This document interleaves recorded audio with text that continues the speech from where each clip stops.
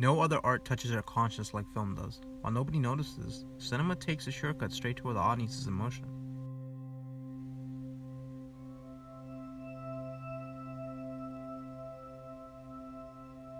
Haunting, grotesque, and provocative would be the best terms to describe the cinema of Canadian writer and filmmaker David Cronenberg.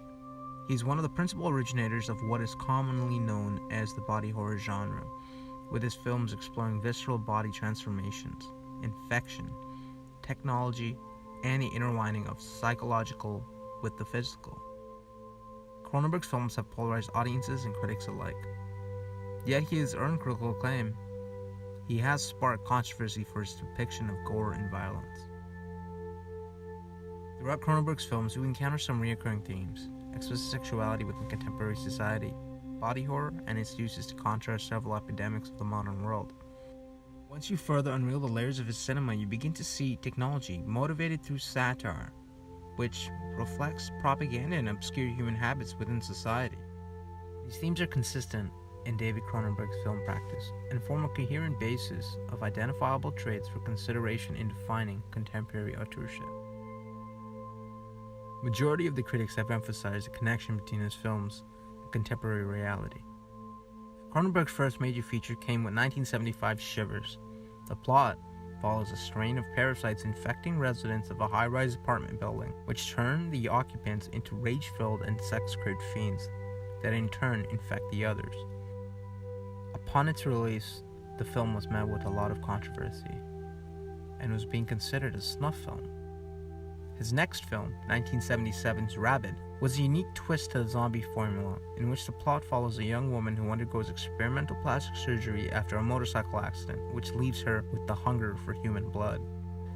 Instead of being bitten, which would be considered a trademark of zombie cinema, Cronenberg plays it more intimately, with the young woman stricken with bloodthirst, feeds by the way of a stinger that emerges from her armpit, which, if you guessed it, implies she has to get close to her victims, and in each scene, the woman, played by late adult film actress Marilyn Chambers, she seduces her male victims and begins extracting blood from them. This evidently mirrors a reality of sexual desire. In the film, after Rose's surgery, she is left in a comatose state. A year passes and she finally awakens as a fellow male patient at the hospital discovers her lying in the bed with her breasts uncovered. She claims she is not aware of the accident, complains of being cold, and wants the patient to embrace her for her warmth.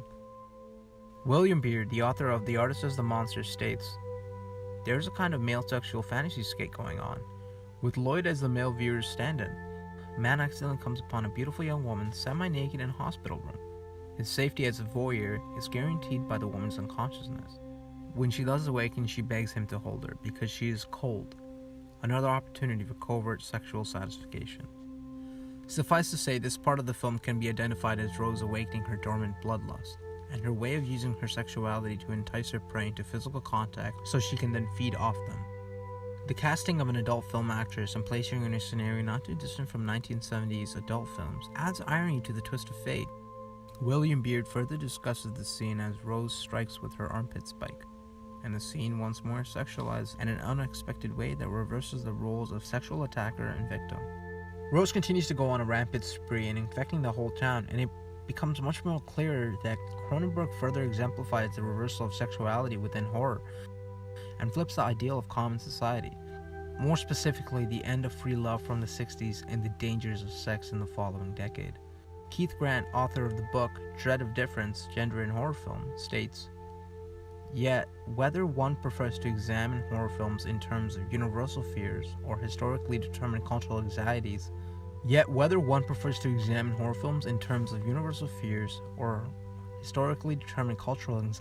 issue of gender remains central to the genre. For gender, as recent theory has argued, is, like horror itself, both universal, historical, biological, and cultural.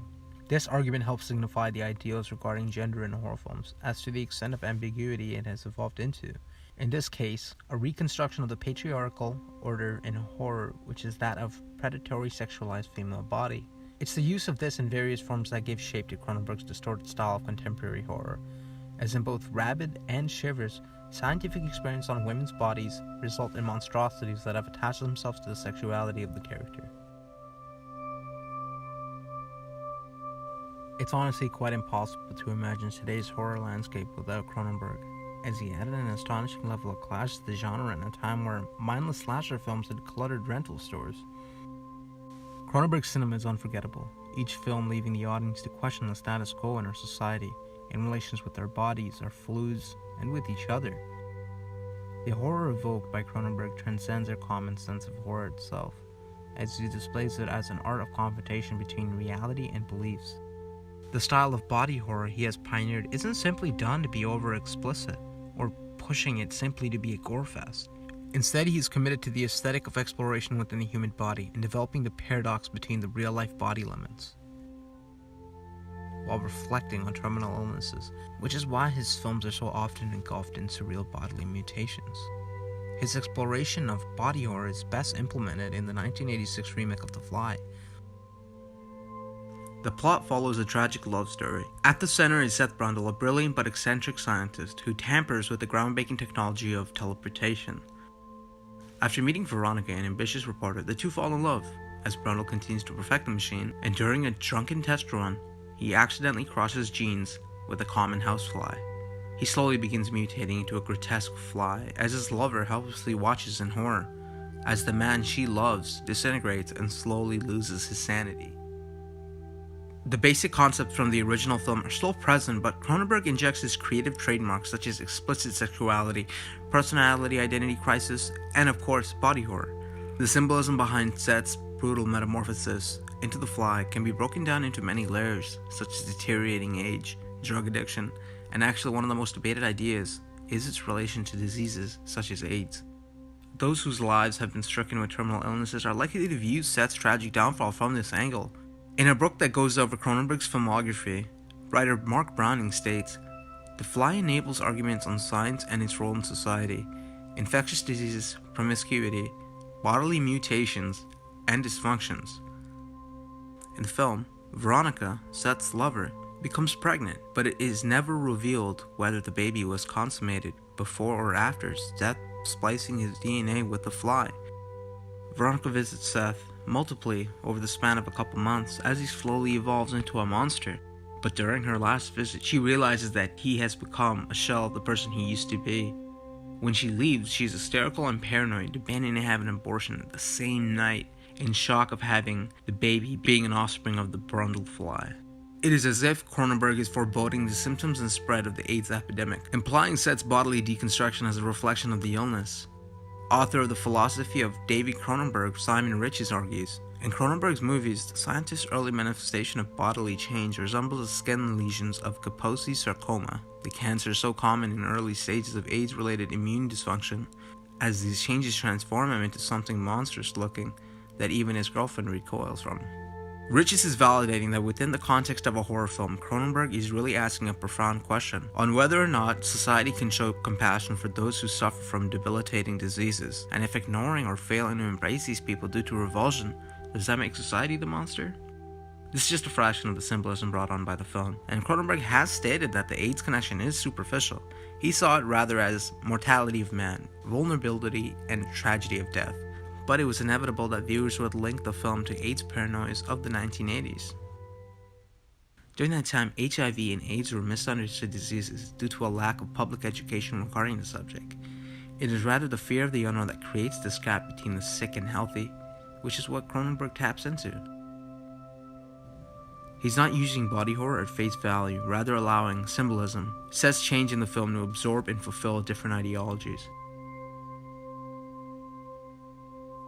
Cronenberg's films are well renowned for their use of science fiction, narratives which explore the consequences of technology on humanity. 1983's horror science fiction film, Videodrome, is one of Cronenberg's earliest and most notable examples of the exploration of technology merged with the organic body. The film should be lauded as it fuses together, if not all, the themes Cronenberg had previously explored, but delves deeper into the ideology of man and machine. The narrative follows Max Wren, the president of a sleazy television station. After watching Videodrome, a television show dedicated to gratuitous torture and punishment, is affected by the broadcast signals, which inflict him with developing a brain tumor that causes him to have severe and horrific hallucinations, resulting in him ultimately transforming into a human video player.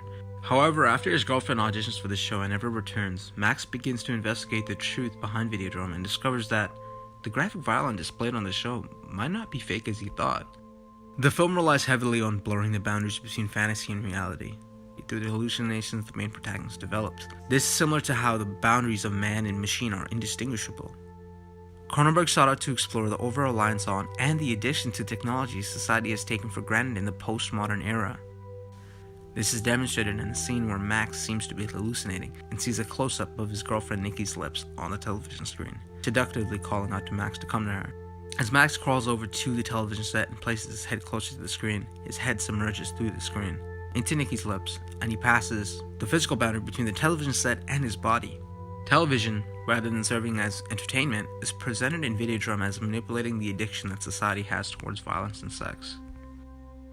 In Keith Grant's journal regarding technology within the paradigms of horror, he discusses Cronenberg's film depiction of technology in stating that the scene which shows huge female lips that swell, protrude, and envelop Ren is suggesting his total domination by media. Through visual imagery, the distorted screen physically overwhelming Max could possibly reflect the impact and domination of media over humanity. In the film, the corrupted broadcast signals inflict viewers with brain tumors that are made to suffer horrific hallucinations until the tumors eventually kill them, which ideally could be suggesting purging society. Cronenberg's representation of technology, more definitively television in this film, is being used as a tool to manipulate the viewers and therefore reflects the cultural anxieties of contemporary society, surrounding the fear that the developments in broadcasting may be used by authority and to essentially control the audience. Additionally, Keith Grant also argues that, unlike the earlier films in which science is simply unlucky and not tied to suspect corporate interests, Videodrome focuses on the source of that threat, in technology in foreground, the corrupt use to which it can be put. What is of interest here is that Videodrome, while it imagines invasive image technology, depends on the feminine telebody to give shape to the threat. Grant's argument emphasizes that the inclusion of technology within Cronenberg's earlier films are not at the forefront, as this film uses it and further implies that the source of technology is used to create harmful effects, indicating the danger of falling under control of the new advancements. The development of technology and science in contemporary society has brought great change and is beneficial to which the ways humans live, but the effect of technology may also be regarded as harmful depending on whom is in control. There has become less certainty in regards to where boundaries are, which result in the sense of conflict between the opposing forces, which is a notion stylized by Cronenberg's work.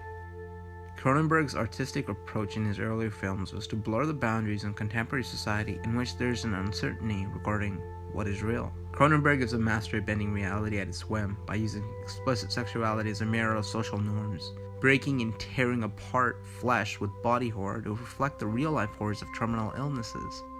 And finally, satirizing technology in regards to control of power. These are Cronenberg films.